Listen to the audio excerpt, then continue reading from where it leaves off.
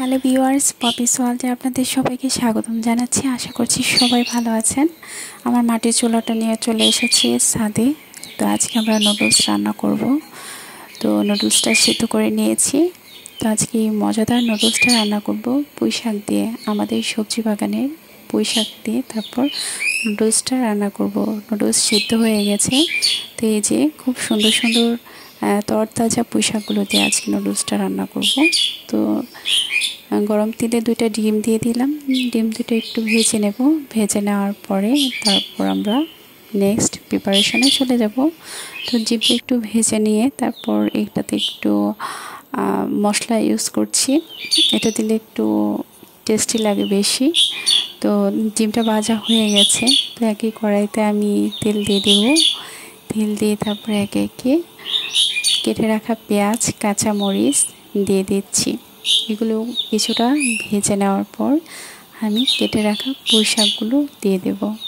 তো আমি আমার বাড়ির আঙিনায় এবং চারপাশে চেষ্টা করি একটু সবুজের সমারোহটা রাখার জন্য। কেটে রাখা পুঁই শাকগুলো খুব ভালো করে পেঁয়াজের সাথে 1 মিনিটের মতো একটু ভেজে নিয়েছি। দেন আমরা ডিমটা দিয়ে দিলাম, ভেজে রাখা ডিমটা। বেশিক্ষণ আমি পুঁই শাকটা দিয়ে আমি রাখবো না, কারণ পুঁই শাকের আলাদা একটা ফ্লেভার এই নুডলসটাকে খুবই ইয়ামি করে তোলে। তো এরই মাঝখানে আমি অ্যাড করেছি লবণ প্লাস নুডলসের যে মশলাটা রয়েছে, ম্যাগি মশলা, সেটা দিয়েছি। আর সিদ্ধ করে রাখা নুডলসটা দিয়ে দিলাম, দিয়ে ভালো করে মিশিয়ে নিয়েছি। খুব সুন্দর ফ্লেভার আসে এই পুঁই শাকের এই নুডলসটা খেতে। ছোটোবেলা আমার মা এরকম করে পুঁই শাক এবং পালং শাক দিয়ে নুডলস রান্না করে খাওয়াতো।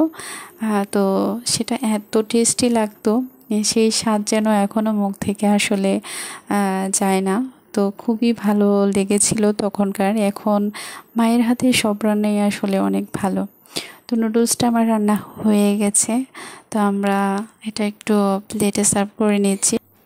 আপনাদের সবাইকে অসংখ্য ধন্যবাদ জানাচ্ছি শুরু থেকে এই পর্যন্ত পপিস ওয়ার্ল্ডের সাথে থাকার জন্য, আর আজকের এই ভিডিওটির সাথে থাকার জন্য।